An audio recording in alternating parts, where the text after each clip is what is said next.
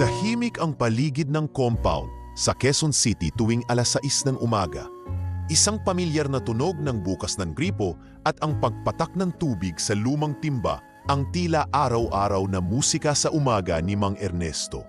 Suot ang lumang polo na may kupas na bulaklak na disenyo at nakatupi sa siko. Maingat niyang sinasabon ang kanyang mga kamay habang sinisilip ang maliit na paso ng oregano sa gilid ng pinto. Si Mang Ernesto, 72 taong gulang, ay dating guro sa public high school. Bago pa man siya magretiro, nagtrabaho rin siya bilang part-time financial consultant sa isang kooperatiba na malapit sa eskwelahan. Mabait at magiliw sa mga estudyante, kilala siya noon bilang Maestro Erning, ang palaging may baong joke sa klase pero matalas ang mga tanong kapag exams na. Sa kanilang barangay, minsan din siyang naging kagawad at respetado sa mga pagpupulong at community events. Ngunit ngayon, isa na lamang siyang matandang lalaking madalas mapagkamalan alalay ng sarili niyang mga apo. Matagal nang namayapa ang kanyang asawang si Meli. 10 taon na rin ang lumipas mula nang ito ay kunin ng sakit sa atay. Simula noon, si Mang Ernesto na ang naging haligi ng kanilang tahanan at ng 3 nilang anak. Si Lenlen, ang panganay na nurse sa isang private hospital. Si Dindo, ang middle child na IT consultant sa isang kumpanya sa Ortigas. At si Carla, ang bunso na freelance makeup artist at madalas sa bahay. Ngunit sa kabila ng tagumpay ng kanyang mga anak, kapansin-pansin na tila ba na iba ang ihip ng hangin sa tahanang dati puno ng tawanan at pag-aalala sa isa't isa. Ay Erning, may tao ka ba sa labas? Tanong ni Aling Nena, kapitbahay nila habang abalang nagdidilig ng halaman sa tapat. Oo, si Carla, nasa teras, may hawak na cellphone, ayun, tulala, sagot ni Ernesto. Sabay turo sa anak na halos hindi na niya makausap ng matino tuwing umaga. Hindi naman ito lingid sa kanya. Nitong mga huling buwan, pakiramdam niya ay para na lamang siyang nakikitira sa bahay na siya mismo ang nagtayo. Madalas siyang nagugulat sa mga pag-aalimpuyo ng emosyon ng kanyang mga anak, lalo na kapag may ginagawa siyang hindi nila gusto. Simpleng kaluskos sa gabi, o kaya'y hindi pag-off ng TV habang natutulog ang mga bata ay nauuwi sa buntong hininga o tahasang pasaring. Pa, ilang beses ko na pong sinabi, kung hindi mo po kayang i-off ang rice cooker, wag mo nang galawin. Nakasunog po kayo ng ilalim ng sinaing, reklamo ni Carla isang hapon. Pasensyoso si Mang Ernesto, hindi siya sumasagot, hindi siya nakikipagbangayan. Pero sa tuwing mag-isa siya sa kanyang kwarto, sinusulat niya sa lumang notebook ang mga nararamdaman niya. Lunes, sumablay ako sa sinaing. Sa tingin ko, hindi ulam ang sunog, kundi ang pasensya ng mga anak ko. Hindi rin niya sinasabi na may matagal na siyang nararamdamang pananakit sa kanyang tagiliran. May mga araw na hindi siya makatayo agad mula sa kama. May mga gabing umiiyak siya habang pinipisil ang bandang tiyan dahil sa matinding kirot. Pero pinipili niyang itikom ang bibig. Ayaw kong maging pasanin, bulong niya minsan sa sarili habang nakatingin sa salamin. Sa kanyang lumang kabinet, nakatago ang isang passbook na kulay pula, nakapangalan sa kanya at mula sa isang bangko sa mesa. Hindi alam ng kanyang mga anak, pero 5 taon bago siya nagretiro, sinimulan niyang ilipat ang perang kinita sa consultancy sa account na iyon. Araw-araw siyang nag-ipon at tuwing may bonus, doon diniretso ang kalahati. Ngayon, ang laman nito ay halos 10 milyong piso. Ngunit para kay Ernesto, hindi ito kapalit ng pagmamahal ng kanyang mga anak, kaya't nanatili itong lihim. Para sa kanya, ang halaga ng pera ay mas mababa kaysa sa yakap o kahit isang tanong man lang na, "Pa, kumusta po kayo?" Minsan, habang nakaupo siya sa lumang upuan sa may labas ng bahay, dumaan si Dindo. "Pa, pakibilis naman po, may ka-meeting ako. Baka malate ako kung sabay tayo sa CR." "Pasensya na, anak, masakit lang ang tiyan ko," tugon ni Ernesto habang pilit bumibilis. Wala na siyang halos boses tuwing gabi. Mahina na rin ang pandinig, pero sa bawat araw na lumilipas, lalo siyang tumatahimik. Hindi dahil sa gusto niya, kundi dahil alam niyang wala na siyang lugar sa mundo ng kanyang mga anak. Sa paningin nila, siya ay istorbo, hindi na kapaki-pakinabang. Sa loob ng compound, siya ang unang gumigising, siya ang nag-aayos ng halaman, siya ang nagbubukas ng gate, pero siya rin ang huling makakain. Kung makatakain man, madalas ay tira-tira, pero hindi siya nagrereklamo. Masarap ang tinapay kahit malamig kung may kasamang kape at katahimikan. Biro niya minsan kay Aling Nena. Sa gabing iyon, habang nakahiga si Mang Ernesto sa kanyang kama, marahang pinisil-pisil niya ang kanyang tiyan. Napapikit siya sa sakit. Panginoon, kung kukunin niyo na ako, sana po ay sa isang lugar na tahimik, yung hindi ako kailangang sumigaw para mapansin. Ngunit sa kabila ng katahimikan ng gabi, marahang kumabog ang kanyang dibdib, hindi dahil sa takot o galit, kundi sa panibagong pangarap na kahit papaano, maipagpatuloy niya ang buhay sa paraang hindi umaasa sa iba. At sa isipan niya dumaan ang isang katanungan na matagal na niyang hindi nasasagot. Kapag wala na ako, maiisip kaya nilang mahal nila ako? O saka lang nila maalala na naging tatay ako? Patuloy ang paninog ng mundo at si Mang Ernesto ay isa na lang animoy aninong hindi napapansin sa sariling tahanan. Ngunit hindi alam ng lahat, sa ilalim ng payapang kilos ng isang matanda, may bagyong paparating, isang lihim na magpapabago sa buhay ng lahat. Makalipas ang ilang linggo, mas lumala ang kalagayan ni Mang Ernesto. Ang dating bahagyang sakit sa tagiliran ay mas madalas na ngayong sumisipa, lalo na tuwing madaling araw. Kapag sinusumpong siya, parang binabalatan ng buhay ang kanyang kalamnan. Pero hindi siya nagsasalita. Ang tanging naririnig ng mga anak niya ay ang tahimik na hinga, ang impit na ungol, at minsan, ang tunog ng patak ng luha sa malamig na sahig ng kanyang kwarto. Hindi siya sanay humingi ng tulong.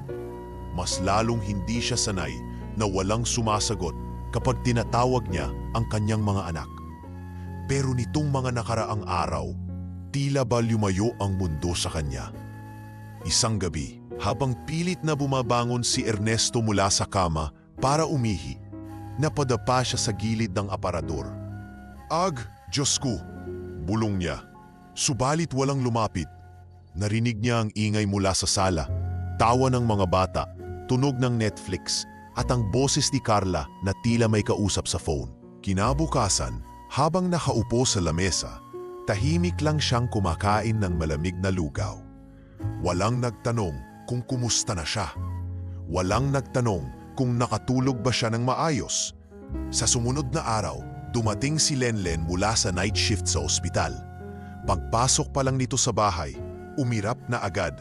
"Pa, bakit parang amoy gamot dito sa loob ng kwarto nyo? Naglalagay ka na naman ba ng kung ano-ano?"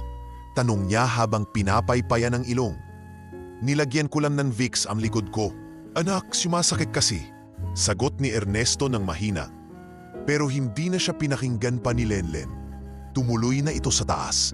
Maging si Dindo na dati kahit papaano'y tumutulong magdala ng grocery, ngayon ay tila parang bisita na lang sa bahay. Minsan ay hindi man lang bumabati. "Anak, may ulam pa ba?" tanong ni Ernesto minsang hapon habang hawak ang tiyan. "Ewan ko po, hindi ba't may tira pa kayo kagabi? Hindi ko kasi alam kung sinong kumain." Malamig na sagot ni Dindo bago sumakay ng motor. Dahan-dahang napansin ni Ernesto ang pagbabagong ito. Ang mga mata ng kanyang mga anak ay puno ng inis kapag siya'y nakatambay sa sala. Ang mga tinig nila'y puno ng poot kapag siya ay nagtatanong. At ang mga kilos nila'y parang sinasabi na wala siyang silbi. Sa gabi, habang nagpapahinga, narinig ni si Lenlen na may kausap sa telepono. Boses nitong iritado, "Hindi na kasi namin alam ang gagawin. Ate, hindi na namin kaya. Wala na ng espasyo dito sa bahay. Parang kailangan na talagang dalhin si Papa sa home for the aged." Natigilan si Ernesto. Ramdam niya ang pagtindig ng balahibo sa batok niya. Hindi ito ang unang beses na narinig niya iyon, pero sa pagkakataong ito, malinaw, diretso at walang alinlangan ng tono. Hindi naman siya tumutulong sa mga gastusin. Lahat tayo may trabaho, pero siya, naglalakad-lakad lang. Tapos may sakit pa, puro gamot, puro reklamo. Dugtong ni Carla, sabay hinga ng malalim. "Hindi ko naman sinasabi na hindi ko siya mahal," sabi pa ni Dindo. "Pero may hangganan din ang pasensya. Kung ayaw pa nating dumating ang araw na mapabayaan siya ng tuluyan, baka mas mabuti na sa institusyon." Sa loob ng kanyang kwarto, pinisil ni Ernesto ang sariling kamay. Walang luhang tumulo, wala siyang nasambit. Ngunit may gumuguhit na panibagong sakit sa dibdib niya. Hindi dahil sa kanyang kanser, kundi dahil sa unti-unting pagkupas ng pagmamahal mula sa mga anak na pinalaki niyang may pangarap. Kinabukasan, maaga siyang gumising. Binalikan niya ang maliit na kahon sa ilalim ng kama kung saan nakatago ang kanyang mga dokumento.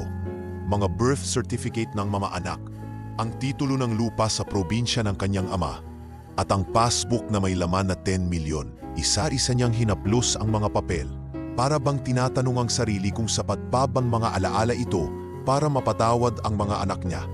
Hindi nila alam.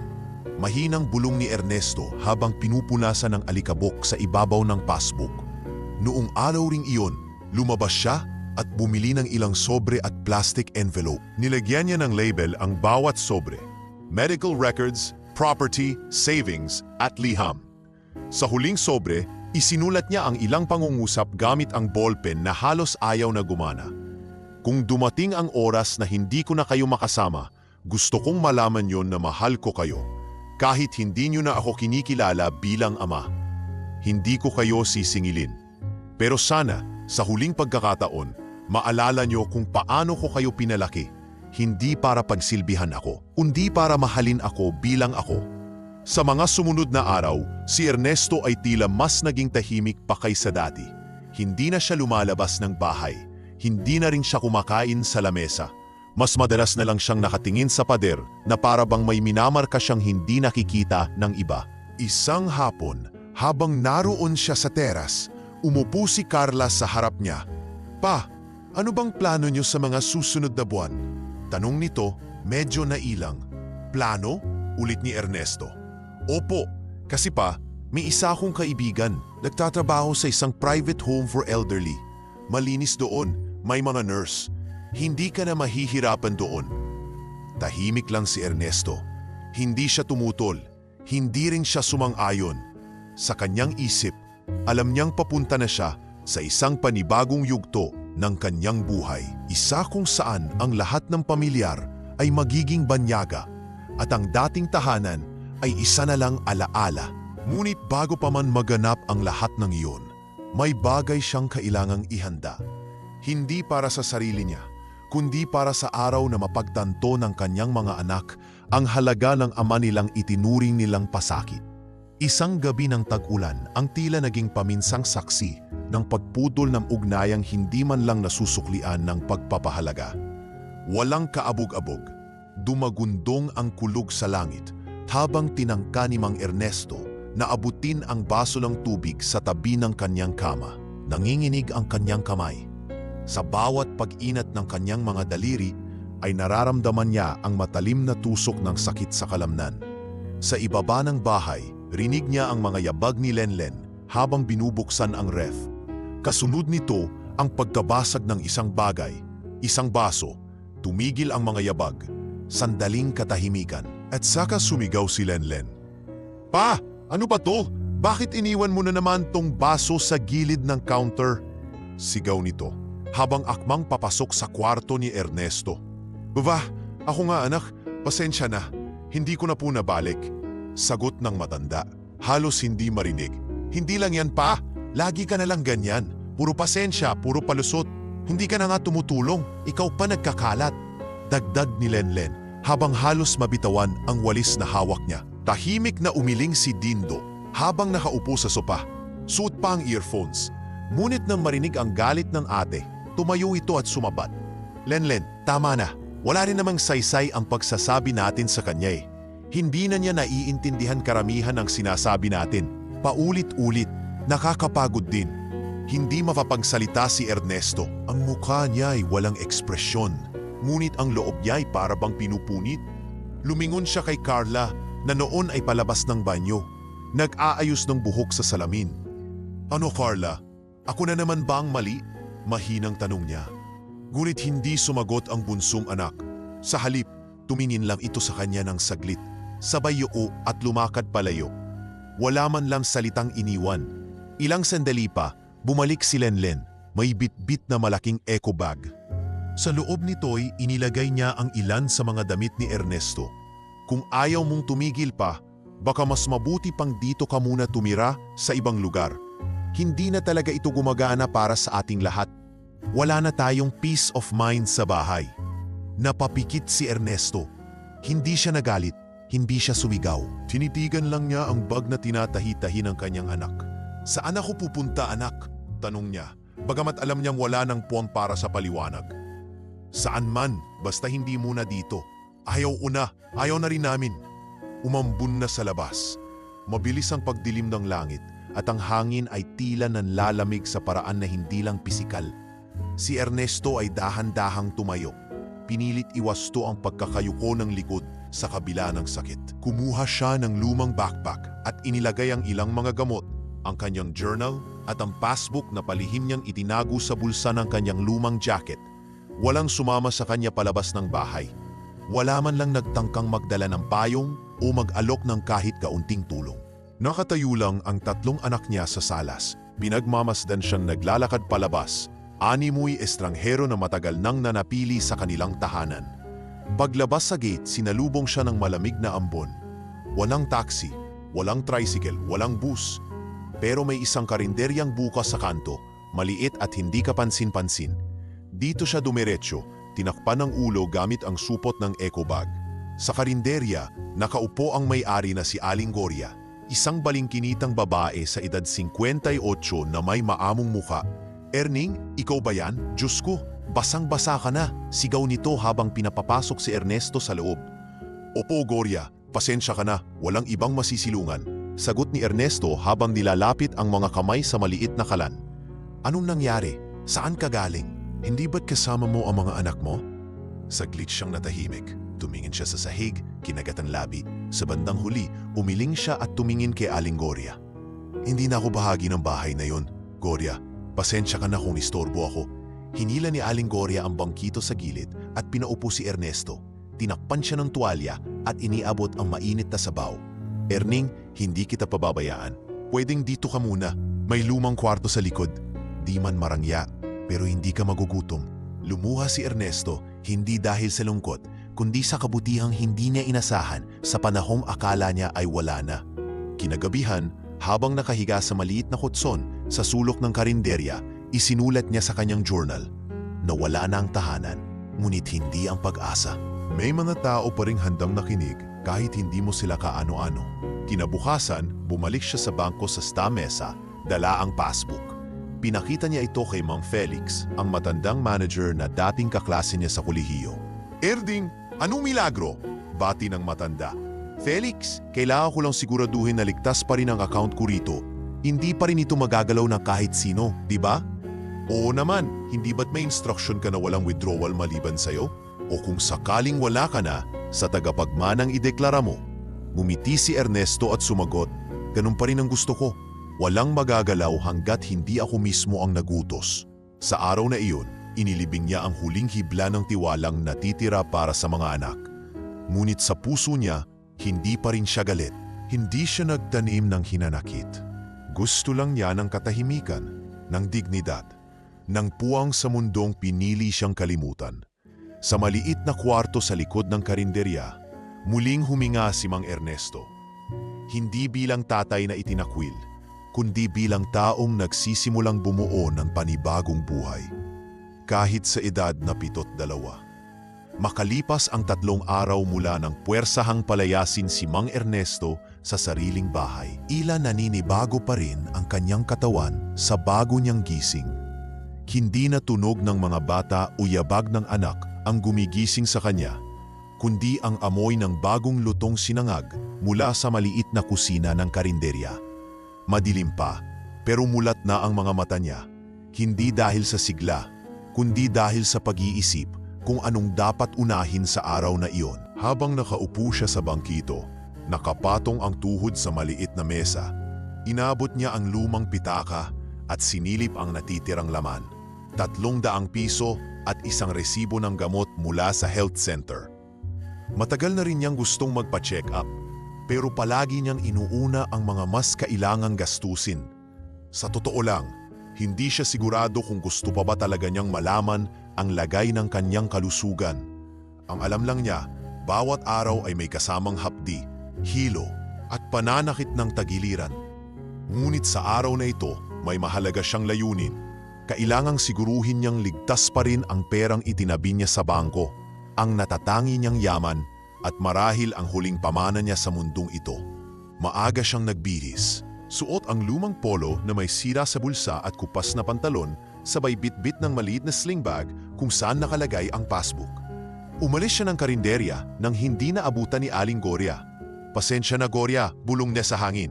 Kailangan ko lang gawin to. Babalik din ako mamayang hapon." Sumakay siya ng jeep papuntang sa mesa. Mahaba ang biyahe at tila mas mahaba pa ang bigat ng kanyang dibdib. Bawat lingon sa labas ng bintana ng jeep ay may hatid na alaala. Mga lumang estudyante, dating pinuntahan kasama si Melly, mga panahong buo pa ang pamilya. Ngayon siya na lang ang natira at hindi na siya sigurado kung pamilya pa rin ba ang tawag sa mga anak niya. Pagdating sa bangko, agad siyang binati ng gwardya na tilang hindi makapaniwala. "Lolo Ernesto, ang tagal niyo pong nawala ah. Kamusta na po kayo?" Masiglang bati nito habang binuksan ang pinto. "Eto, nabubuhay pa," simpleng sagot niya, sabay ngiti. Sa loob ng bangko, agad siyang lumapit sa isang window kung saan nakaupo ang isang babaeng teller. "Pwedeng kay Ma'am Felix ako?" tanong niya. "Ay, si Sir Felix? Saglit lang po, ipapatawag ko siya," sagot ng teller sabay tayo.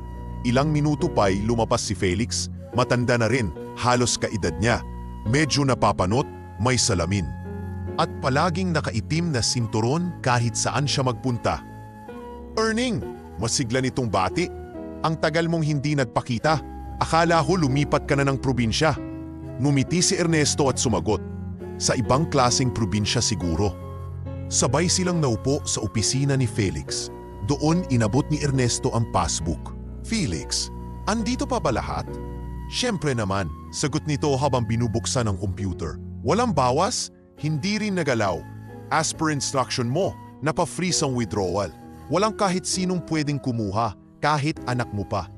"Yun ang gusto kong tiyakin," sagot ni Ernesto habang tumango. "Ayokong may sumingit at bigla na lang kukunin to pag wala na ako." "Seryoso ka talaga, Erning? Hindi mo balak isama kahit isa sa mga anak mo sa account?" Tumahimik si Ernesto. Marahang pinisil ang mga daliri sa ibabaw ng mesa. Ilang segundo ang lumipas bago siya nagsalita. "Felix, hindi ko sila kinamumuhian. Pero sa ngayon, gusto ko lang ng kapayapaan. May kontrol ako sa natitira sa buhay ko.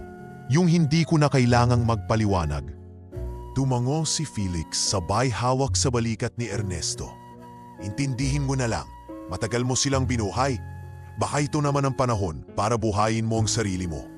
Tumayo si Ernesto. "Felix, pakiusap lang. Kung sakaling may mangyari sa akin, ibigay mo tong dokumentong to sa taong ipapangalan ko dito. Hindi sa anak ko, hindi sa kamag-anak. Sa taong pumili sa akin, hindi sa kadugo.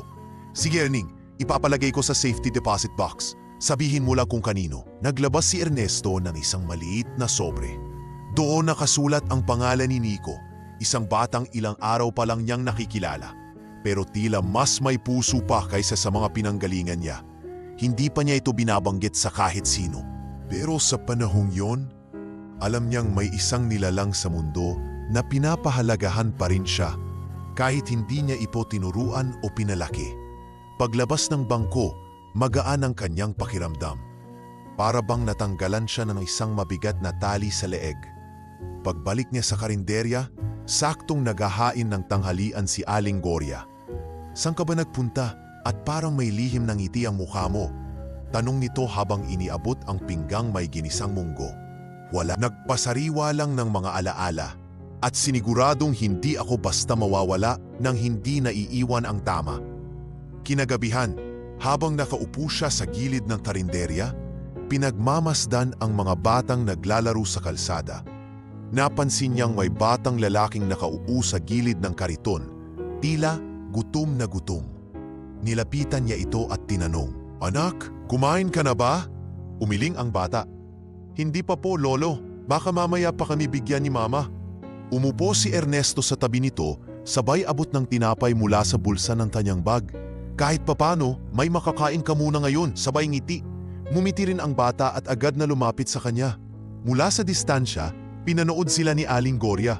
"Mukhang may bago ka na namang kaibigan, Erning," biro niya. Marami pang mas may puso sa labas ng tahanan. Sagot ni Ernesto habang tinatapik ang bata sa likod. At kung saan ang puso, dun ako mananatili. At sa gabing iyon, habang bumubuhos ang ulan sa bubong ng karinderya, muling isinulat ni Ernesto sa kanyang journal. Ligtas ang aking yaman, mas ligtas pa ang puso ko ngayon. Hindi na para sa kanila, kundi para sa mga taong hindi humiling ng kapalit, kundi ng pagkakataon lang na makasama ako. Sa loob ng karinderyang may amoy ng bawang at ginisang mantika, isang bagong umaga na naman ang dumating. Ngunit para kay Mang Ernesto, ang bawat paggising ay hindi na tulad ng dati. Hindi na lang simpleng pananakit ng kalamnan ang gumigising sa kanya, kundi ang lalim ng pagod sa kanyang katawan na parang may humihigop sa kanyang lakas sa bawat araw na lumilipas. Nang araw na yun, sa tulong ni Aling Gloria, nakapagta-check up siya sa health center na malapit sa palengke. Habang naghihintay ng tawag, tinitigan niya ang mga pasyente sa paligid. May mag-asawang magdahawak kamay, may batang umiiyak, at may mga matandang tulad niya na tila inatabla na ng pagkabato sa sakit. Hindi nagtagal ay tinawag na ang pangalan niya. Ernesto Capistrano, tawag ng nurse. Tumayo siya ng dahan-dahan at sumunod sa loob ng consultation room. Doon niya nakilala si Dr. Javier, isang bagong doktor na tila hindi pa gaanong sanay sa pakikitungo sa matatanda. Maingat itong nagtanong pero halatang may kaba sa boses. Lolo Ernesto, kailan pa po nararamdaman ang pananakit sa bandang tiyan? Siguro mga 3 buwan na, akala ko normal lang sa edad, sagot niya habang hawak ang tagiliran. Matapos ang ilang physical checks at panayam, pinayuhan siya ng doktor na magpa-ultrasound at blood test. Sumunod siya. Nang makuha ang resulta, pinabalik siya kaagad sa klinik kinabukasan. Doon niya tuluyang nalaman ang diagnosis, Stage 2 colon cancer. Tahimik lang si Ernesto habang binabasa ni Dr. Javier ang papeles. Wala siyang tanong, wala ring siyang reaksyon. Nang matapos ang paliwanag, tumango lang siya at mahinang nagpasalamat. Paglabas niya ng klinika, hindi siya umiyak, hindi rin siya nagalit. Sa halip, naupo siya sa bangkito sa gilid ng plaza at nagmuni-muni. Colon cancer, ang dami nang naririnig na ganyan. At eto na pala ako, bulong niya sa sarili. Pero ayos lang, siguro ito na ang paalala ng katawan ko na may hangganan na rin ang paglaban. Kinagabihan, sa kanyang maliit na kwarto sa likod ng karinderya, binuksan niya ang lumang journal at isinulat ang bagong kabanata. Ngayong alam ko na kung saan patungo ang katawan ko, gusto ko pa ring ituloy ang buhay. Hindi para mabuhay ng matagal, kundi para mabuhay ng may kabuluhan. May dahilan pa akong natitira dito. At sa sumunod na mga araw, iyon nga ang ginawa niya. Nagsimula siyang tumulong kay Aling Gloria sa paghahanda ng mga pagkain para sa mga batang lansangan na madalas manghingi ng kanin sa labas ng karinderya. Isa sa mga batang iyon ay si Nico, isang batang 7 taong gulang, payat, maitim ang kutis at may matang puno ng tanong. Una niyang nakilala si Nico habang bitbit nito ang kapirasong plastik na may laman na 2 pisong candy. Lolo, pwede po bang manghingi ng sabaw? Tanong ng bata habang nakatingin sa kawali. Tumango si Ernesto at kinuha ang isang platitong plastik. May tinapay ka na ba? Tanong niya. Umiling si Nico, kaya't kumuha siya ng pandesal mula sa ilalim ng mesa at iniabot ito. Doon nagsimula ang pagkakaibigan nila. Araw-araw ay bumabalik si Nico. Hindi na lang para humingi ng pagkain, kundi para tumulong. Siya ang naguhugas ng mga pinggan, naglalagay ng silya sa labas, at minsan pa'y tinuturuan ni Ernesto kung paano magwalis ng maayos. Hindi mo na kailangang magpasikat, Nico. Biro ni Ernesto minsang nakitang nagpupunas ng mesa ang bata gamit ang pasang trapo. Sapat na yung may malasakit ka sa ibang tao. Mumiti lang si Nico. Sabi po ng nanay ko dati, pag tumulong ka, huwag ka na humingi ng kapalit. Mula noon, naging katuwang nga si Nico sa pang-araw-araw. Kapag may bagong donasyon mula sa mga suki ni Aling Gloria, si Nico ang nagbubuhat ng mga itlog at bigas. Kapag may bagong dating na mga batang mangangalakal sa labas, siya ang unang kumakausap at nagtatanong kung kumain na ba sila. Nang mga sumunod na linggo, unti-unting nabuo ang isang munting feeding program sa labas ng karinderya. Hindi ito organisado o may pangalan. Simpleng sabaw, tinapay at nilagang itlog lang. Pero sapat na para mapangiti ang mga batang gutom. Si Ernesto, bagamat may iniindang karamdaman, ay nagsisilbing lolo ng lahat sa mga batang lumalapit. Dito niya muling nahanap ang halaga ng sarili. Sa kabila ng kanyang iniindang cancer, hindi siya tumigil sa pagtulong. Sa halip, mas lalo pa niyang itinula ang sarili na maging kapaki-pakinabang sa maliit na paraan. Isang gabi, habang magkausap sila ni Aling Gloria, napansin nitong medyo nanghihina si Ernesto. "Kumusta ka na, Erning? Mukhang mas maputla ka ngayon?" Tanong nito habang inaabot ang isang basong mainit na salabat. "Mabuti pa rin naman, hanggat kaya pa, tutulong pa rin," sagot niya habang nakatingin sa labas kung saan naglalaro si Nico. "Hindi mo kailangang pilitin ang sarili. Dapat inaalagaan mo rin ang katawan mo." "Alam ko, Gloria. Pero kung ito na ang mga huling taon ko, gusto ko nang siguraduhin na hindi lang ako basta tumanda. Gusto kong may masabing ginamit ko ang natira sa akin para sa iba." Walang nasagot si Aling Gloria. Tinitigan lang niya ang kaibigan, ang lalaking itinapon ng sariling mga anak. Pero mas minahal ng mga hindi niya kaano-ano. At sa panibagong pahina ng kanyang journal, isinulat ni Ernesto, "Sa gitna ng sakit, nahanap ko ang panibagong tahanan, hindi sa pader ng bahay, kundi sa puso ng mga taong hindi ko kadugo. At ang bawat ngiti nila, mas mabisa pa sa kahit anong gamot." Sa gabing iyon, hindi siya natulog bilang pasyente, natulog siya bilang tao, bilang lolo, bilang mahalaga.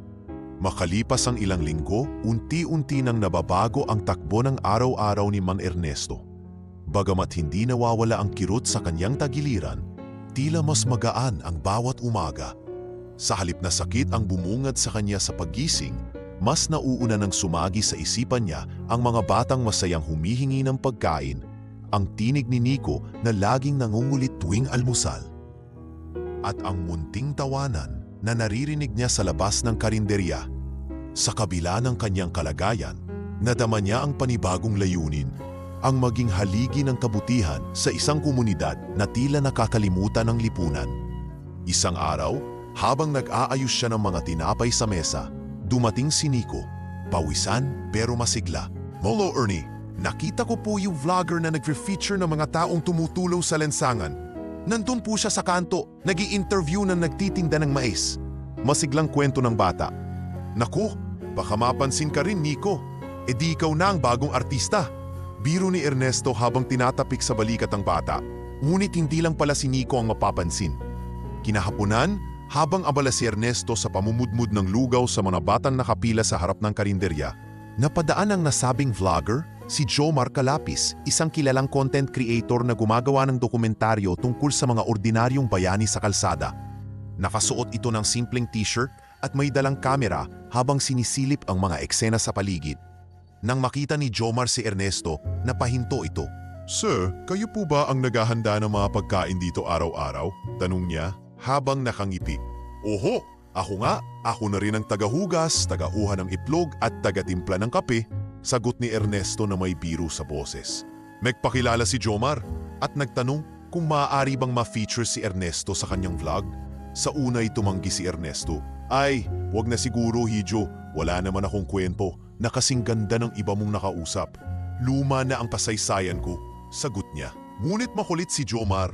Kinausap nito si Aling Gloria, si Nico at ilan sa mga batang pinapakain. At sinigurado kay Ernesto na wala siyang balak baguhin ang kwento. Nais lang niyang maipakita sa mas marami ang kabutihan na umiiral sa mamasulok ng lungsod na kadalasang hindi napapansin. Makalipas ang 2 araw, lumabas ang video. Si Lolo Ernie, dating kuro, ngayoy tagapagligtas ng gutom na bata. Sa unang oras pa lamang, daan-daang reaksyon na agad ang nakuha nito. Komento ng mga netizen, "Grabe si Lolo, mas marami pa siyang nagagawa kaysa sa mga taong malalapas ang katawan. Nakakaiyak, sana mas marami pang tulad niya. Kailangan siya ng lipunan. Siya ang totoong influencer." Ang video ay umabot sa milyon-milyong views sa loob lamang ng 1 linggo. Nakarating ito sa iba't ibang dako ng bansa. maraming nagpadala ng tulong sa karinderya. Mga bigas, canned goods, vitamins at kahit cash donation para sa pagpapatuloy ng feeding program. Ngunit sa kabila ng mga donasyon, tumanggi si Ernesto na tanggapin ang pera para sa sarili. Kung para sa feeding, tanggapin natin. Pero kung para sa akin, wag na. Marami pa akong baong lakas, sagot niya kay Jomar nang alokin siya ng bahagi ng kinita ng vlog. Lumapit din ang isang opisyal mula sa barangay. Nagtanong kung gusto niyang i-register bilang NGO ang ginagawa niya. Ngunit umiiling si Ernesto. Hindi ko ito ginagawa para sa papeles. Isa lang itong maliit na kusina na nagkataong pinili kong maging tahanan. Hindi ko kailangang maging kilala. Habang patuloy ang pagdagsa ng tulong, isang social worker mula sa City Hall ang dumalaw upang magsagawa ng profiling kay Ernesto. Gusto nilang i-register siya bilang benepisyaryo ng Senior Citizen Support Program ng lokal na pamahalaan. Nang tiningnan ang kanyang mga detalye, napansin ng social worker ang kakaibang impormasyon sa kanyang pangalan. Sir Ernesto Capistrano, may record po kayo sa isang bangko. Mukhang active pa ang status ng account nyo. Hindi po ba kayo sumasahod mula roon? Tanong ng babaeng social worker. Nanahimik si Ernesto. Hindi niya itinanggi. Pero hindi rin siya nagdetalye. May sapat akong ipon. Pero hindi iyon ang dahilan kung bakit ako nandito. Hindi lahat ng may pera ay may saysay ang buhay. Kaya hayaan nyo na akong maging mahirap sa mata ng iba kung dito ko naman nahanap ang kahulugan. Sagot niya. Lumipas ang mga araw, mas lalo pang lumalim ang koneksyon niya sa mga bata. Marami sa kanila ay nagsimula ng matutong tumulong, magtanim ng munggo sa paso at maglinis sa paligid. Isang gabi, habang nagsusulat sa kanyang journal, tinanong siya ni Nico, Lolo, mayaman ka po ba dati? Ngumiti si Ernesto. Marami akong naipon noon, anak. Pero hindi ko agad naisip kung para saan. Ngayon, alam ko na, hindi pala pera ang kayamanang kailangan ng tao, kundi yung pagkakataong maramdamang mahalaga siya. Muling nagsulat si Ernesto sa kanyang journal. Minsang nawala ako sa mata ng pamilya ko. Pero ngayon, kahit hindi kami magkadugo, meron akong panibagong tahanan. At bawat araw, nadaragdagan ang dahilan para manatili. Hindi na siya nagtatanong kung may halaga pa ang buhay niya. Alam na niya ang sagot sa bawat batang lumalapit at nagsasabing, Salamat po, Lolo Ernie. Mas higit pa sa milyon ang kanyang tinatanggap. Isang hapon, habang naglalaba sa harap ng karinderya si Aling Gloria, si Mang Ernesto na may abala sa pagtuturo kay Nico kung paanong magtanim ng pechay sa paso. Isang hindi inaasahang pangyayari ang sasambulat sa katahimikan ng kanilang mundo. Sa kabilang panig ng lungsod, nakaupo sa kanyang kama si Carla, ang bunsong anak ni Ernesto. Pagkatapos ng isang mahabang araw ng trabaho, minabuti nitong mag-scroll sa kanyang social media para magpahinga. Sa paglalakad ng kanyang hinlalaki sa screen, napansin niyang trending ang isang video na may titulong Si Lolo Ernie, dating guro, ngayoy tagapagligtas ng gutom na bata. Napakunot ang noo ni Carla. Hindi niya maipaliwanag kung bakit tila pamilyar ang pangalan, lalo na ang mukha ng matanda sa thumbnail ng video. Parang si Papa, mahina niyang sambit. Dali-daling pinindot niya ang video. Sa unang ilang segundo, napatiting siya sa mukha ng matanda. Ang kulay ng balat, ang pagkakahugis ng mata, ang pamilyar na paraan ng pagsalita. Hindi siya maaaring magkamali. Hindi ito isang kamuka. Ito nga si Ernesto, ang kanilang ama. Lenlen, Dindo! Sigaw niya. Agad na tumayo at tinawagan ang kanyang mga kapatid sa isang group video call. Ano ba yan, Carla? Iritadong tanong ni Lenlen na halatang bagong gising. Check nyo to. Tignan niyo yung video na trending. Si Papa to. Ha? Anong? Naputol ang tanong ni Dindo nang makita niya rin ang video sa screen. Nanlaki ang mga mata niya. Tumahimik silang tatlo. Sa sumunod na minuto, tatlong magkakapatid na pinunit ng panahon ang sabay-sabay na tumitik sa telepono. Habang sa harap nila, masayang nagtuturo si Ernesto ng tamang pagbitbit ng kutsara habang pinapakain ang isang batang lansangan. Hindi totoo to, bulong ni Lenlen habang pumapataf ang luha niya. Sa loob ng halos 2 buwan, akala nila ay wala na ang kanilang ama. Wala na silang palita, ni isang text, ni isang sulat, ni isang tawag. Ngunit ngayon, heto siya, buhay, aktibo at tila ba mas masigla pa kaysa noong kasama pa nila ito sa bahay. Mabilis silang nagdesisyon na kontakin ang vlogger. Sa pamamagitan ng social media page ni Jomar Calapiz, nagpadala sila ng mensahe may halong pagmamakaawa. Kami po ang mga anak ni Mang Ernesto. Pakiusap po, pwede po ba kaming makipagkita sa kanya? Ngunit hindi agad sila sinagot. Halatang may agam-agam sa panig ng vlogger. Sa kanyang paningin, hindi niya alam kung nararapat bang irekonekta si Ernesto sa mga taong minsan nang tumalikod sa kanya. Lumipas ang ilang araw, saka lamang siya sumagot. Hindi ako ang dapat niyong kausapin. Siya ang may desisyon kung gusto niyang makita kayo. Maikling tugon ni Jomar. Samantala, sa karinderya, abala si Ernesto sa pag-aayos ng bagong delivery ng canned goods para sa feeding program nang may isang bisita ang dumating. Isang kilalang social worker na minsang dumalaw sa kanya ilang linggo na ang nakaraan. Lolo Ernie, may mga naghahanap po sa inyo. Ha? Sino naman? Tanong niya habang inaayos ang mga sardinas. Ang mga anak niyo po? Sagot ng babae, marahang inilapag ang kanyang clipboard. Tila biglang lumamig ang hangin. Tahimik na naupo si Ernesto sa upuang kahoy. Pinagmasdan niya ang palad niya, mga kunot ng balat, mga bakas ng pagod, mga linyang animoy patunay ng lahat ng pinagdaanan. Gusto ka raw po nilang makita. Sabi nila, pinagsisisihan nila ang lahat. Napanood po kasi nila ang video. Dagdag pa ng social worker. Hindi sumagot si Ernesto. Ilang minuto siyang tahimik bago bumuntong hininga. Sabihin mo, kung gusto nila akong makita, pumunta sila sa karinderya. Pero hindi ako nangangakong tatanggap ng yakap. Kinabukasan, habang nakaupo si Ernesto sa harapan ng karinderya, may 3 taong nakatayo sa kalsada. Si Lenlen, si Dindo at si Carla. Hindi na sila ang dating mayayabang ang tindig. Nakayuko, malumanay, at tila ba hindi makatingin sa direksyon ni Ernesto. Lumapit si Carla, nanginginig ang kamay. Pa, mahina niyang tawag. Tiningnan lang sila ni Ernesto. Walang galit sa kanyang mga mata, ngunit wala rin ang dating kislap ng tuwa kapag nakikita ang mga anak. Ano ang sadya niyo? Tanong niya. Pa, patawad po, sabi ni Lenlen. Halos hindi na makatingin. Patawad po sa lahat. Sa pagpapalayas, sa lahat ng masasakit na salitang binitawan namin, hindi po namin akalain na kayo pala ang magiging ilaw ng ibang tao habang kami nawalan ng liwanag. Sabi naman ni Dindo, sabay yuko. Tumangulon si Ernesto. Hindi ko na kailangan ng paliwanag. Hindi ko na rin kailangan ng dahilan. Tumingin siya kay Nico na noon ay naglalaro sa gilid at saka muling ibinalik ang tingin sa 3. Hindi ko kayo galit. Pero hindi rin ibig sabihin na kailangan kong bumalik. Tumahimik ang paligid. Ang mga anak ay nanatiling nakatayo habang si Ernesto ay muling bumalik sa ginagawa. Isinara niya ang yero ng isang kahon ng sardinas, pinunasan ang pawis sa noo at muling naupo. May sarili na akong tahanan ngayon, wika niya. At saka ibinaling ang tingin sa karinderya kung saan may mga batang nagsimula ng pumila para sa hapunan.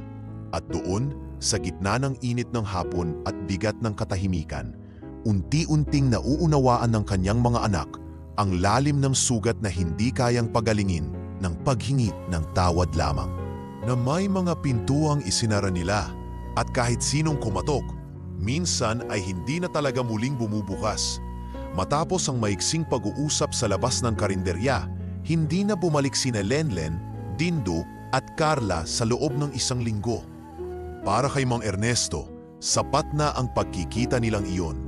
Hindi siya nagtanim ng galit, pero hindi rin niya inilihim sa sarili na may bahid ng kirot ang muling pagkikita. Para bang binuksan muli ang pinto ng nakaraan, ngunit hindi na niya kayang bumalik sa silid kung saan siya iniwang mag-isa. Sa kabilang banda, sa isang coffee shop sa Cubao, tahimik na nakaupo ang 3 magkakapatid sa iisang mesa. May katahimikang halos hindi na nila kaya. Si Dindo ay nakatitig sa screen ng kanyang laptop, paulit-ulit na pinapanood ang viral video ng kanilang ama. Si Lenlen ay nagkakape, ngunit tila hindi nalalasahan ng iniinom, at si Carla naman ay paulit-ulit na nagbubura ng mga mensaheng hindi niya maipadala. Hindi ko akalaing ganitong kabilis ang pagbabago ng lahat. Bulong ni Carla. Hindi mo lang naisip kasi hindi mo siya nakita sa mga gabing inuubo siya. Hindi mo rin nakita kung paano siya maglakad sa dilim papuntang banyo habang nanginginig. Pinili nating hindi tingnan, sagot ni Lenlen habang pinipilit itago ang luha. Hindi natin alam, sagot ni Dindo. Alam natin, tinili lang natin, hindi pansinin. Mabilis na tugon ni Lenlen. Maya-maya bumunot si Carla ng maliit na sobre mula sa kanyang bag. May hinala ako. Simula pa lang, naalala niyo yung nakita kong passbook noon sa drawer niya? Akala ko savings lang yon galing sa pensyon, pero parang may laman yun na hindi biro. Nagtinginan ng dalawa niyang kapatid. Anong ibig mong sabihin? Tanong ni Dindo. Tumawag ako sa kakilala ko sa bangko kung saan dati siyang may account, kay Ernesto Capistrano. At totoo nga, may malaking halaga dun. Hindi lang daan-daang libo, milyon, bulong ni Carla. Napaatras si Lenlen sa kinaupuan. Hindi siya nagsabi kahit kailan. Baka kaya siya tahimik kasi sinusukat niya kung mahal pa ba siya kahit wala siyang pera. At siguro, nang nakita niyang wala, mas pinili niyang manahimik, sagot ni Dindo. Sabay yuko, tila biglang sumabog ang konsensya sa tatlo. Ang ama nilang tinuring nilang pasakit, ang itinulak nilang palayo, ay may hawak na bagay na kayang magpabago ng takbo ng kanilang buhay. Pero higit pa ron, may hawak itong leksyon na hindi nila kailanmang inaasahan. Hindi natin kailangan yung pera, sabi ni Lenlen, pilit na pinapanapili ang dignidad. Hindi natin yan kailangan kung pagmamahal lang ang hinahanap natin. Pero hindi yon ang pinili natin noon, sagot ni Carla, na yun ay tuwid na ang likod, pila handang harapin ang katotohanan. Nagpasya silang bumalik muli sa karinderya, ngunit hindi upang kunin ang anumang bagay. Sa halip, para tanggapin na hindi na nila mababalik ang mga araw na pinalampas nila.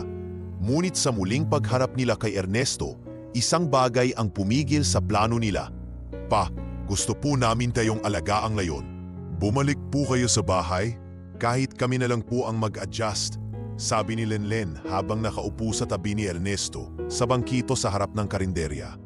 Hindi nyo kailangang gawin yon, sagot ni Ernesto. May silungan na ako ngayon. Hindi ko na kailangan ng bahay at higit sa lahat, ayoko nang maramdaman na istorbo ako kahit kailan. Hindi na po mauulit pa kahit sa ospital man lang, kahit sa gamutan. Kami na po ang bahala.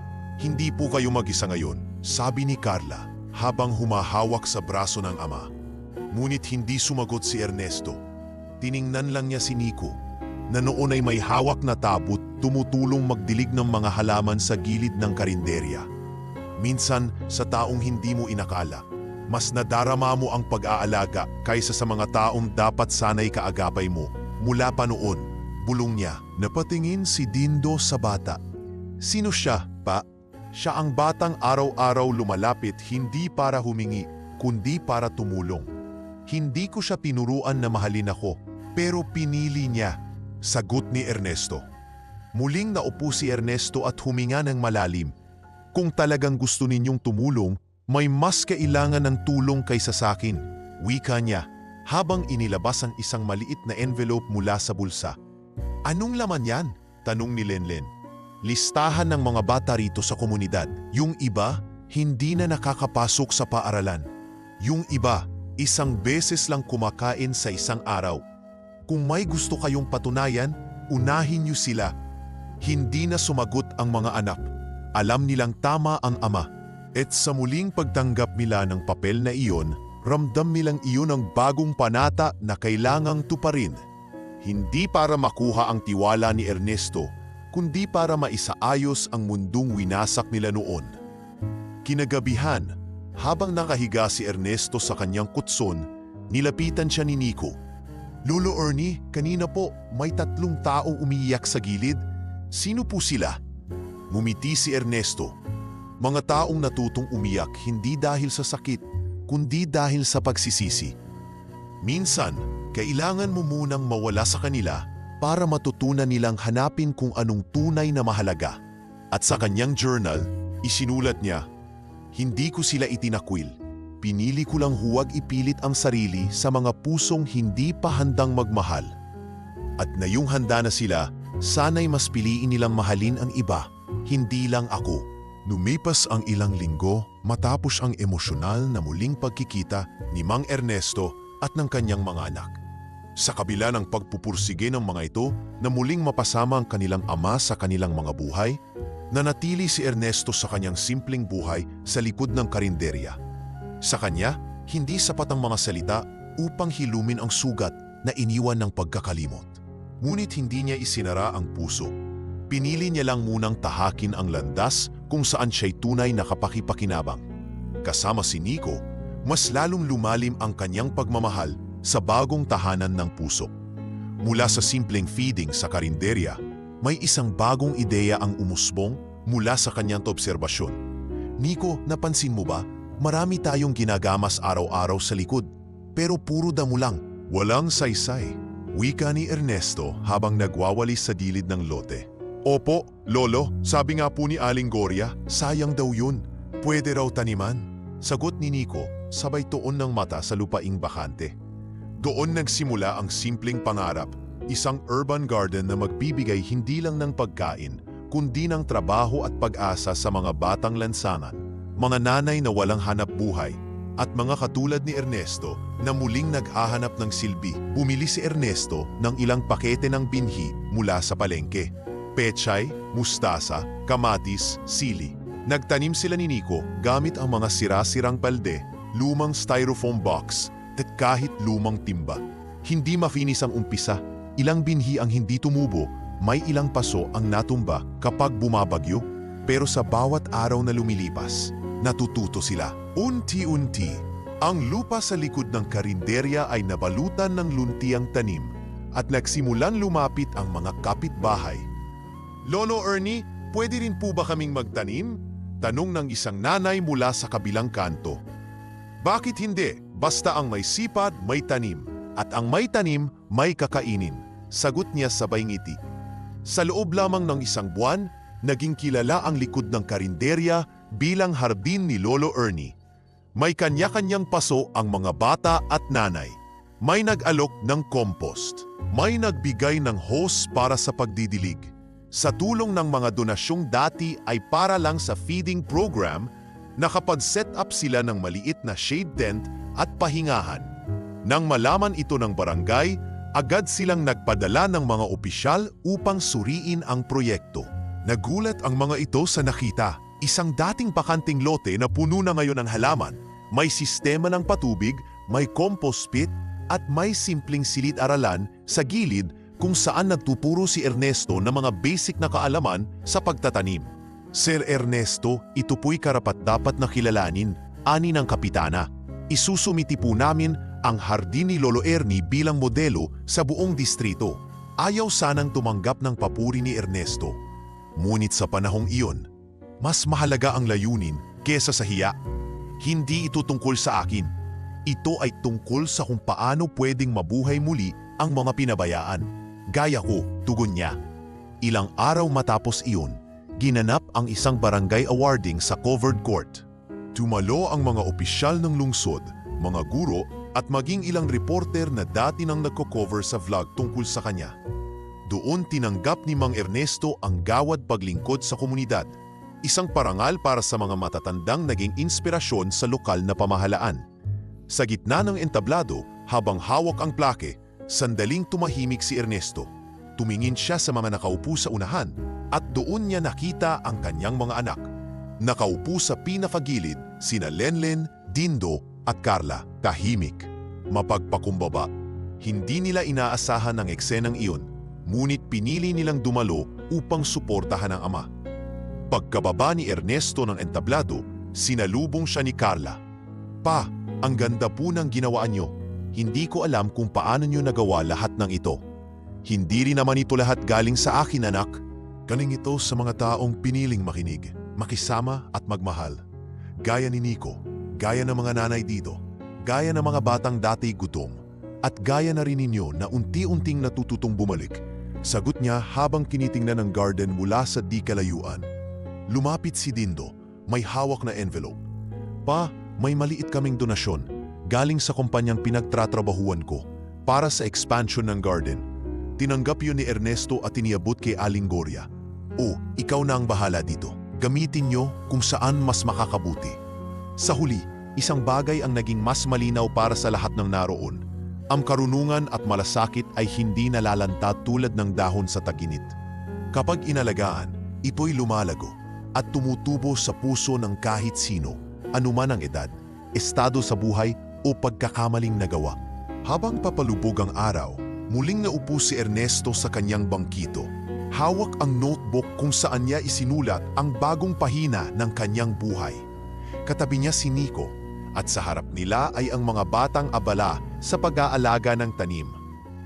Ang isang binhi kapag itinanim sa tamang lupa, mamumunga ng pag-asa. At kung ang puso ng tao ang lupang iyon, kahit ilang beses mong tapakan, babangon pa rin ito para magbigay buhay sa iba. Sa dulo ng kanyang sulat, idinagdag niya, mula sa isang walang saysay na bakuran, naging tahanan ng pag-asa. At mula sa isang itinakwil na ama, naging lolo ng isang buong komunidad.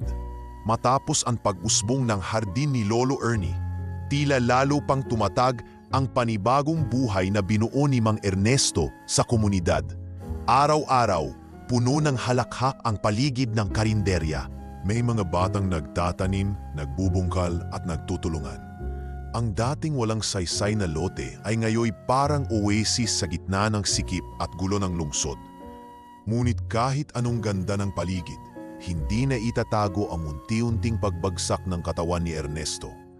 Minsang umaga habang nagdidilig ng halaman, bigla siyang napaupo. Nanlalamig ang kanyang katawan at tila nawawala sa ulira. Agad na lumapit si Nico. "Lolo, Lolo Ernie, anong nangyayari sa'yo?" Sigaw ng bata. Nanginginig at halos maiyak. Dalhin mo ako sa health center, anak. Huwag ka nang mag-isa. Tawagin mo si Aling Gloria, utos ni Ernesto sa pagitan ng mabibigat na hininga. Tumakbo si Nico, humahangos habang sumisigaw. Mabilis na kumilos si Aling Gloria at isang kapitbahay nilang may motorsiklo. Pinala si Ernesto sa health center at mula roon ay nirefer kaagad sa ospital. Sa emergency room, halos mawalan na siya ng malay.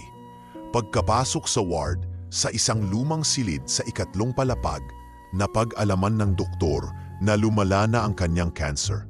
Hindi na sapat ang maintenance medicine at natural remedies.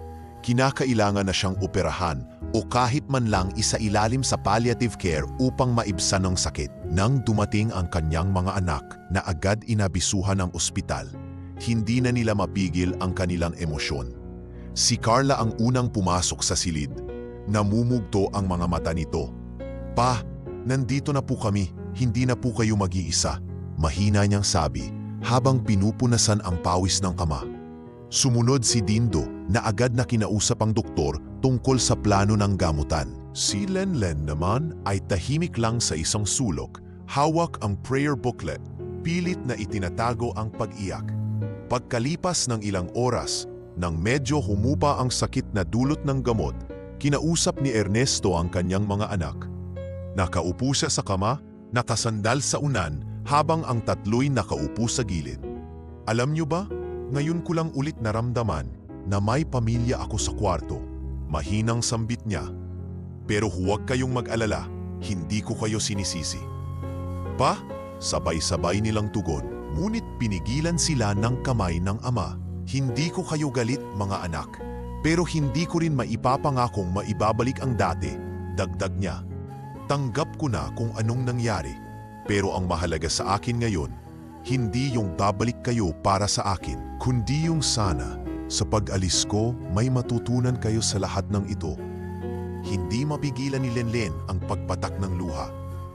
"Pa, mahal na mahal ka po namin. Nagkamali lang kami.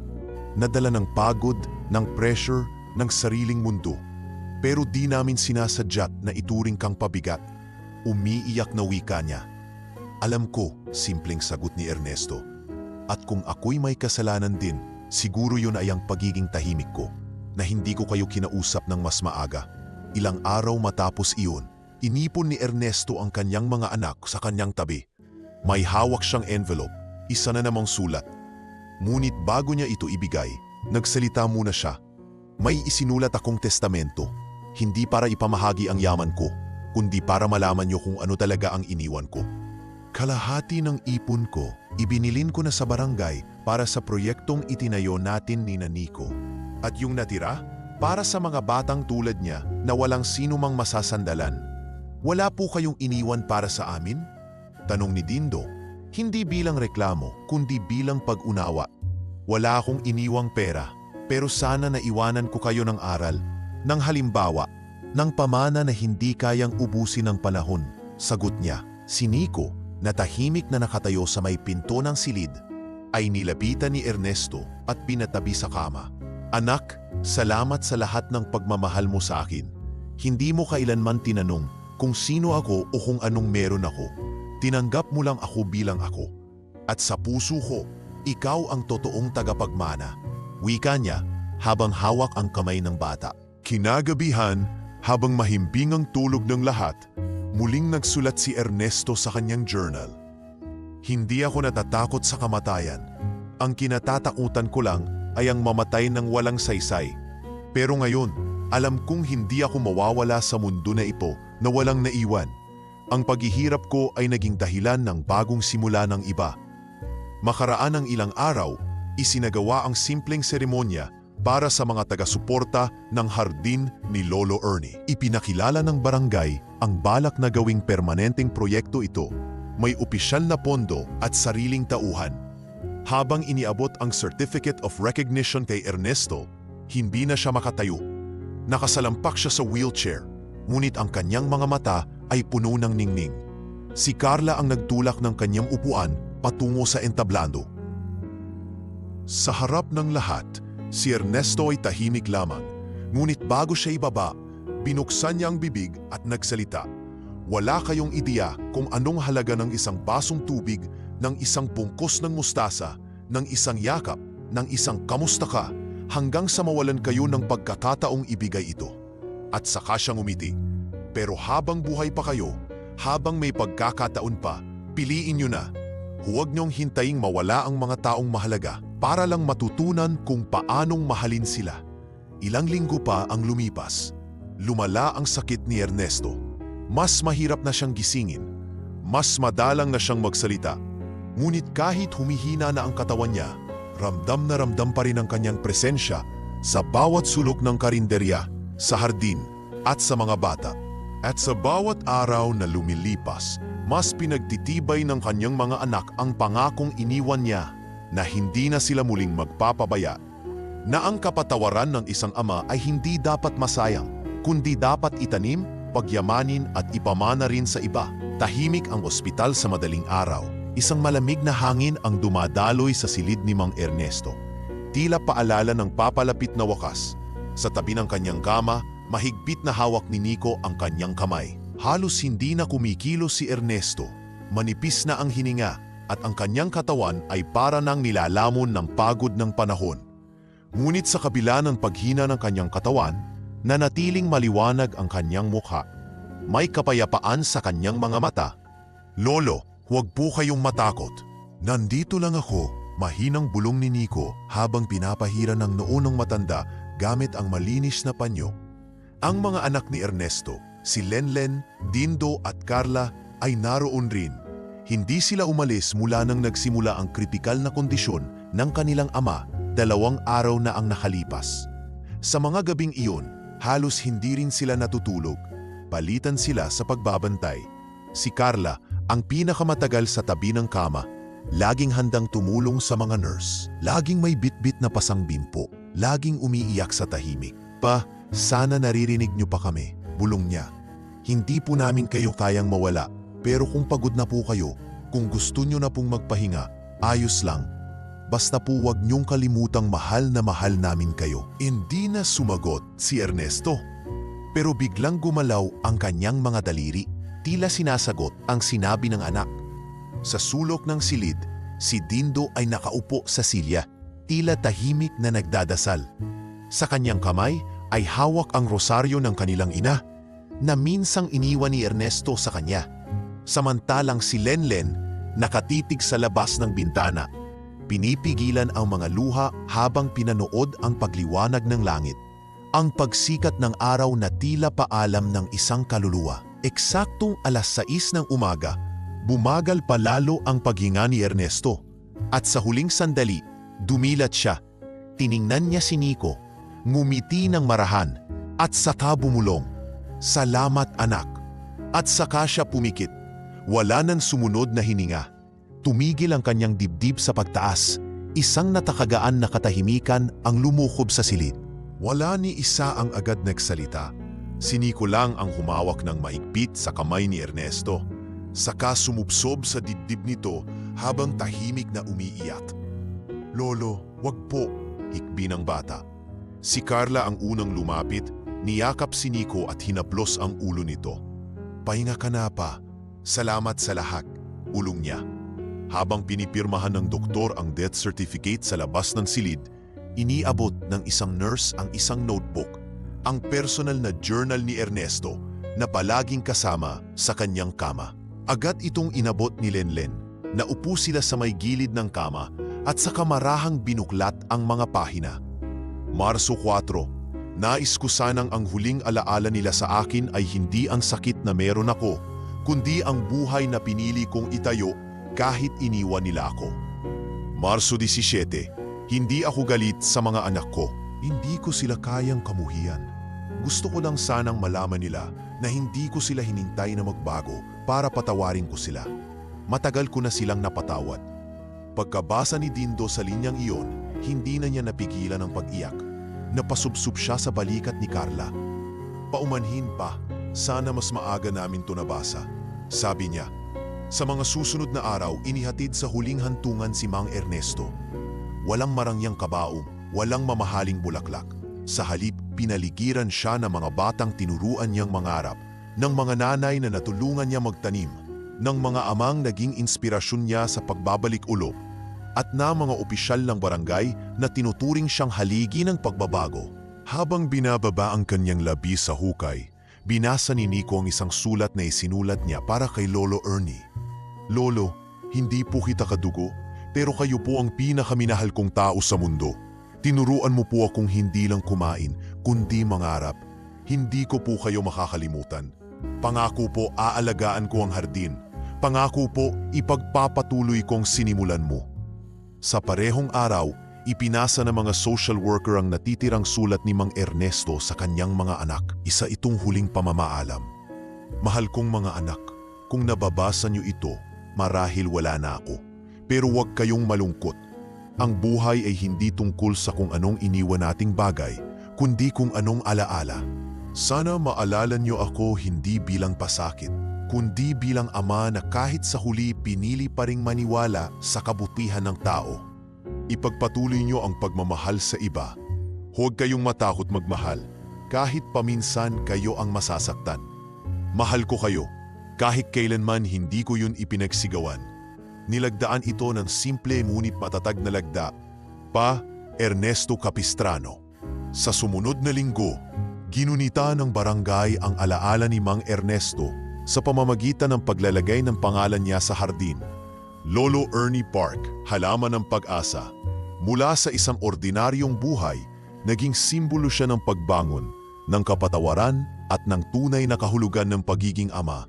At sa gitna ng lahat ng ito, si Nico ang naging tagapangalaga ng anyang alaala. Isang batang minsang pinakain sa gilid ng karinderya, ngayoy naging saksi sa pagmamahal ng isang matandang itinakwil ng mundo, ngunit hindi kailanmang sumuko sa kabutihan. Ilang linggo ang lumipas matapos ang libing ni Mang Ernesto, ngunit ang alaala niya ay tila nanatiling buhay sa bawat sulok ng komunidad na minsan niyang tinulungan. Sa bawat pag-ihip ng hangin sa Lolo Ernie Park, sa bawat amoy ng bagong dilig na lupa, at sa bawat bata na may hawak na tabot tinitingala ang araw, ramdam ang diwa ng isang amang nagpatawad, nagmahal at tumupad sa pangakong hindi siya mamamatay ng walang saysay. Ang mga anak ni Ernesto ay hindi na rin ang parehong mga taong minsan ay isinara ang pinto sa kanilang ama. Sa kanyang pagpanaw, isang panibagong yugto ang binuksan sa kanilang mga puso. Isang tahimik ngunit makapangyarihang panata na itutuwid nila ang kanilang mga pagkukulang, hindi lamang sa alaala ni Ernesto, kundi sa mundong kailangang maramdaman ang pagmamalasakit ng mga anak sa mga matatanda. Si Lenlen ang unang gumawa ng radikal na pagbabago. Isang buwan matapos ang burol ng kanilang ama, nag-resign siya sa kanyang posisyon bilang head nurse sa isang mamahaling private hospital. Ikinagulat ito ng kanyang mga kasamahan. "Lenlen, seryoso ka ba?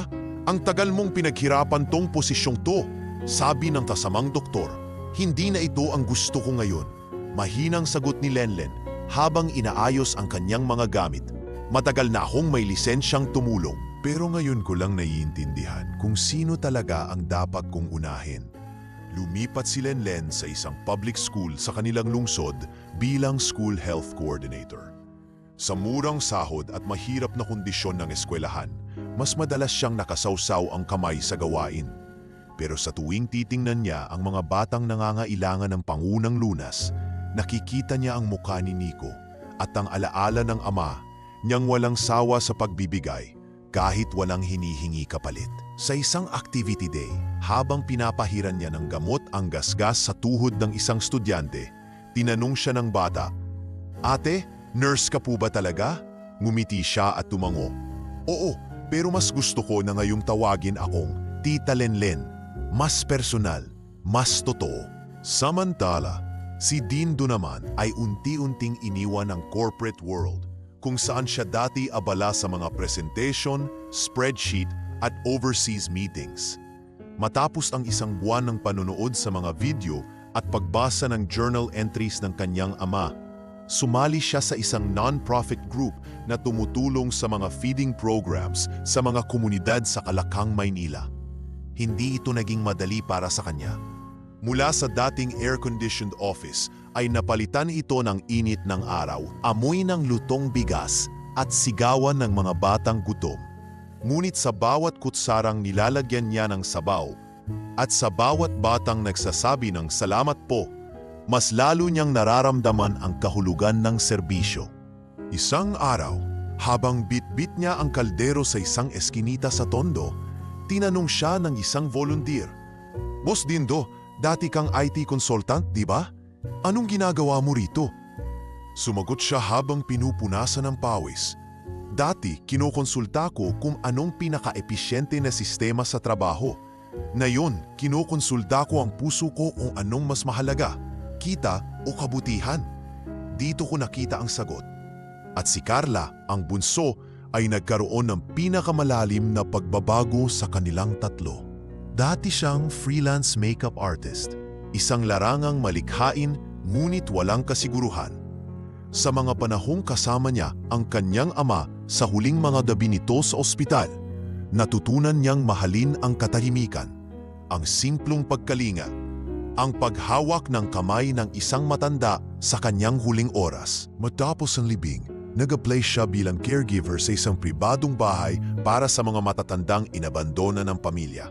Isang trabaho na hindi marangya, hindi masaya sa mata ng karamihan, ngunit puno ng pakahulugan para sa kanya. "Ma'am Carla, hindi ba mabigat ang alagaan ang mga matatanda?" tanong ng isang kakilala niya minsang dumalaw. "Hindi mabigat kapag alam mong bawat haplos mo ay pagbawi sa mga pagkukulang mo sa sarili mong ama." Sagot niya habang pinapalitan ng damit ang isa sa kanyang mga alaga. Sa bawat isa sa kanila, naramdaman ang panibagong lakas. Hindi na nila sinusukat ang tagumpay sa kita o posisyon, kundi sa dami ng taong nabibigyan nila ng ginhawa, ng inspirasyon at ng pangalawang pagkakataon. At sa bawat araw na sila'y naglilingkod, lalo nilang naiintindihan ang lalim ng mga salitang iniwan ng kanilang ama. Isang araw, nagpasiya silang tatlo na bumisita sa Lolo Ernie Park. Dalangin nilang alalahanin ng ama sa lugar kung saan siya muling nabuhay, sa puso ng komunidad. Kasama nila si Nico na ngayon ay mas tumangkad, mas maayos manamit at mas matalas magsalita.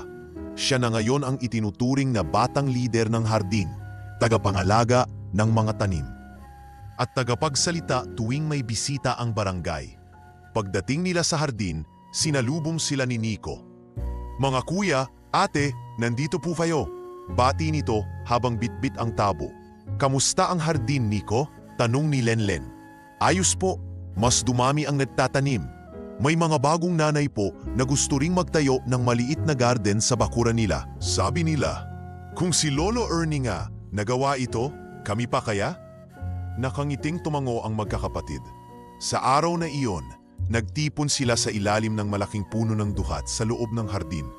May dala silang simpleng handa, nilagang saging, tinapay at kape. Doon nila ginunita ang kaarawan ni Mang Ernesto. Isang tahimik ngunit taos-pusong selebrasyon. Kahit wala ka na pa, buhay na buhay ka sa bawat batang natutong magtanim, sa bawat nanay na muling natutong maniwala sa sarili, at sa bawat isa sa amin na natutong magmahal ng walang hinihintay na kapalit. Wika ni Carla habang inaabot ang kape sa dalawa niyang kapatid. At sa ilalim ng araw na sumisinag sa Lolo Ernie Park, tumibok muli ang alaala ng isang ama. Hindi sa pamamagitan ng mga lumang larawan, kundi sa bagong buhay na isinilang mula sa kanyang kabutihan. Lumipas ang manabuan mula nang ilibing si Mang Ernesto, ngunit hindi natigil ang pag-ikot ng kanyang kwento sa buong komunidad at sa kalaunan sa buong lungsod. Mula sa maliit na sulok ng karinderya sa isang abalang kalsada ng lungsod, lumawak ang impluwensya ng kanyang ginawa. Ang dating tahimik na hardin ni Lolo Ernie ay ngayon ay isa ng modelo ng urban gardening sa barangay at kinikilala na rin ng ilang lungsod bilang pattern para sa sustainable community development. Ang barangay ay nagtayo ng mas malawak na programa, tinawag na Gulay para sa Buhay. Ang modelo ay simple. Tulungan ang mga walang trabaho, mga batang lansangan at mga inang walang hanap buhay na makapagpanimulang muli sa pamamagitan ng pagtatanim.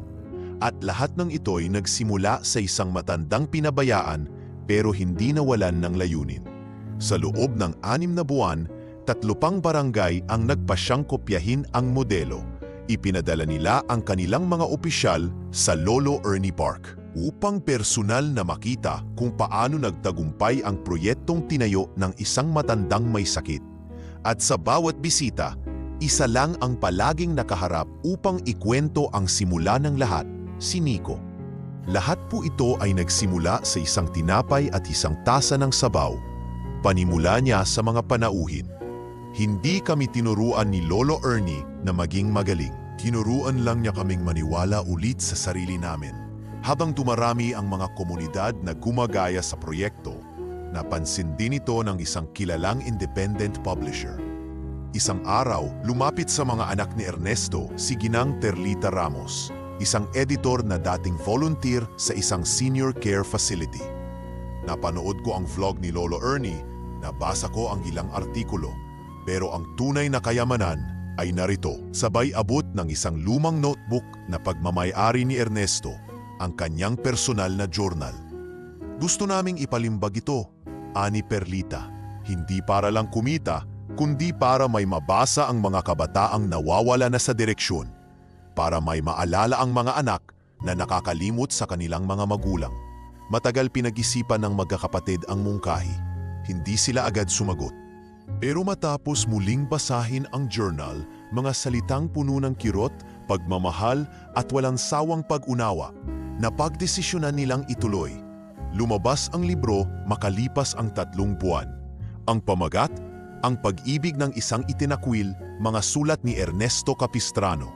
Simple lang ang disenyo ng pabalat, isang larawang iguhit ni Nico ng isang matandang nakangiti sa ilalim ng puno, may hawak na tabo at may mga batang nakapalibot. Agad itong pinangkilik ng publiko, hindi dahil sa estilo ng pagsusulat, kundi dahil sa nilalaman, ang raw, hindi pinapalamuting kwento ng isang matandang walang ininda, kundi ang pangarap na mahalin at makatulong. Isinulat sa Tagalog, ito'y naging required reading sa ilang pampublikong paaralan sa lungsod.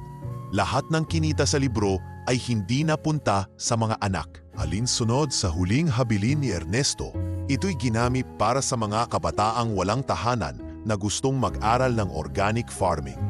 Si Nico naman, na noon ay isa lang batang palaging gutom, ay napiling maging scholar ng isang NGO na tumutok sa community development.